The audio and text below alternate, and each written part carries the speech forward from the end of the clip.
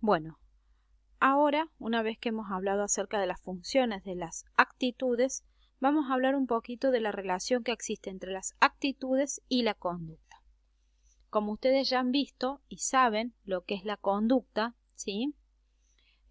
Muchas veces se suele utilizar como sinónimo el de actitud y de conducta. En realidad son dos conceptos claramente diferenciados. Y como nosotros dijimos al comienzo de este tema, las actitudes, si bien no se pueden ver, se pueden inferir a través de la conducta, pero no es lo mismo una actitud que una conducta. Cuando nosotros hablamos de conducta o el comportamiento que presenta la persona en un determinado momento, esta va a estar influenciada por muchos otros factores además de las actitudes. Por ejemplo, el aprendizaje, las emociones, la percepción, la motivación, el entorno. Nosotros sabemos que la conducta siempre se da en una situación, ¿sí? Y que no todos van a responder con una misma conducta ante un mismo estímulo, ¿sí? Por otra parte, la conducta va a estar relacionada con las intenciones de la persona, ¿sí?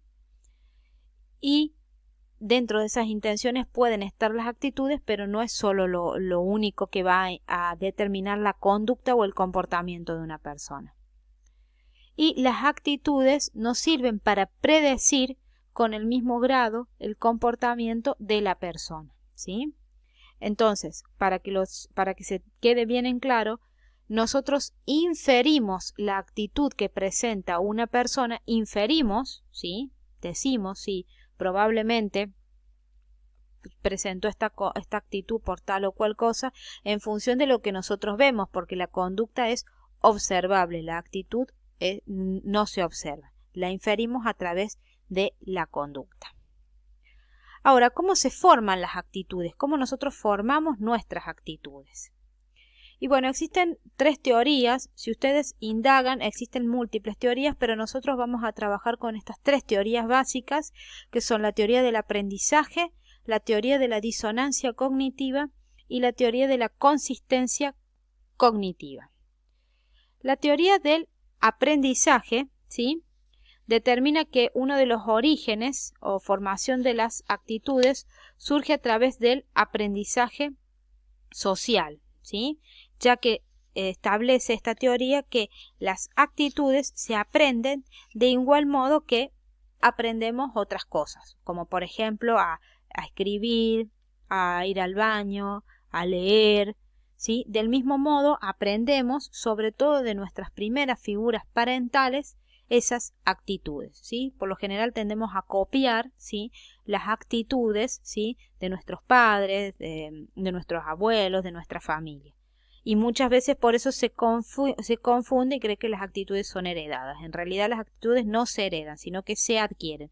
¿Por qué? Porque se aprenden, ¿sí? Y podemos decir que al momento de aprender estas actitudes existen influencias biológicas, existe el efecto de la mera exposición y existe la influencia del contexto en la formación y el cambio de las actitudes. Referido a las influencias biológicas, podemos decir que muchas actitudes pudieran estar influenciadas por aspectos genéticos para favorecer a la supervivencia. Por ejemplo, una persona que le tiene fobia a las serpientes, ¿sí?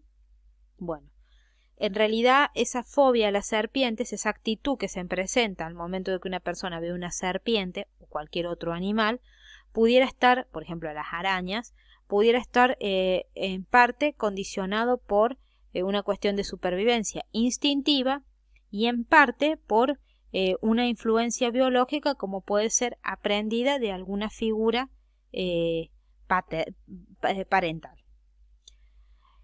Con respecto al efecto de la mera exposición, ¿sí?, este fenómeno es el aumento de la favorabilidad hacia un estímulo inicialmente neutro y que al aumentar la exposición repetida al mismo, lógicamente existe una actitud previa, quizá negativa hacia ese objeto, pero las exposiciones repetidas, como decíamos anteriormente, aumentan la negatividad de la evaluación de ese objeto. Por ejemplo, para que quede claro, porque por ahí no se comprendió del todo. La música, por ejemplo, la música que nos gusta, cuanto más escuchamos una música que nos gusta, cuanto más estamos expuestos, ¿sí?, a ese estímulo en particular, más nos va a agradar. Por ende, vamos a presentar hacia la música en particular que nos gusta una actitud positiva, ¿sí? Si nosotros nos exponemos a un estímulo que le tenemos rechazo, cuantas más veces nos expongamos a ese estímulo, siempre vamos a actuar del mismo modo, ¿sí? Y por último hablamos de la influencia del contexto en la formación y el cambio de las actitudes, ¿sí?, que hace referencia particularmente al hecho de que no siempre evaluamos de la misma manera el mismo objeto. Las actitudes obviamente dependen de la información a la que nosotros tengamos acceso en ese momento, ¿sí?, por lo que está sujeta a la influencia del contexto. Por ejemplo, en un momento concreto, un amigo, ¿sí?, puede que nos haya hecho algún favor, ¿sí?, o nos hace algún favor, entonces nosotros vamos a sentir un cierto grado de agradabilidad, ¿sí?, para con ese amigo, en lugar de pensar, ¿sí?, que es una persona por ahí que nos ha dejado en algún otro momento o no nos ha respondido de la manera que nosotros pensábamos, ¿sí? Cuantas más veces, y acá entra muchas veces en juego lo que nosotros hablábamos de los errores de la percepción, ¿sí? Nosotros vamos a tender a tener una actitud positiva o favorable, por ejemplo, para con aquellos amigos, si se quiere, que no nos han fallado, pero con aquellos que han tenido una conducta aceptable por nosotros, quizá en algunos momentos tendamos a tener una actitud desfavorable, ¿sí? Y esto va a influir, obviamente, en la organización de nuestra información, ¿sí?, y en el efecto de recencia que nosotros vamos a tener para con esa situación en particular. Eso sería en cuanto a la teoría del aprendizaje social, que es lo que influye al momento de aprender las actitudes. Ahora vamos a hablar un poco de lo que es la teoría de la disonancia cognitiva.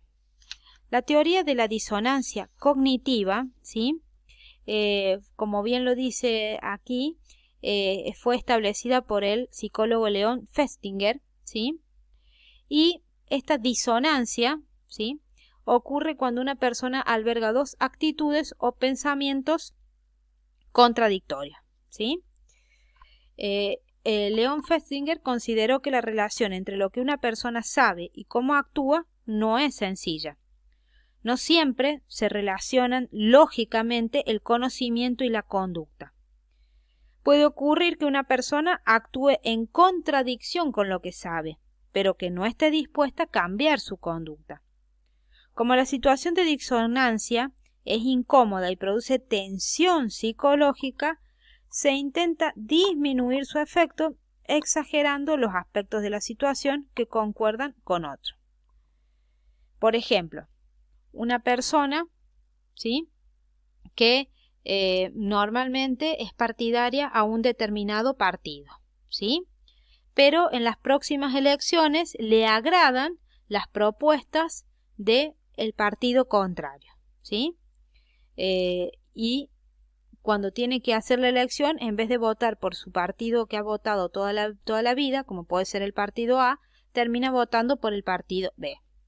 Entonces allí es posible que la persona sienta algo de discrepancia, ¿sí?, o algo que no concuerda, ¿sí?, porque en definitiva yo pienso una cosa pero terminé haciendo otra, ¿sí? Allí estaría en juego el componente cognitivo y el componente conductual. Y el que entra en discordia es el componente afectivo, porque es como que yo en ese momento estaría sintiendo que estoy traicionando al partido A al cual siempre he elegido. Por eso es que según la teoría de la disonancia cognitiva, las personas que se ven en esta situación se ven obligadas a tomar algún tipo de medida que les ayude a resolver la discrepancia entre esas creencias o conductas contradictorias. ¿Sí? Por último, tenemos la teoría de la consistencia cognitiva, que es la teoría del equilibrio cognitivo, que muestra muchas semejanzas con la teoría de Heider. ¿Sí?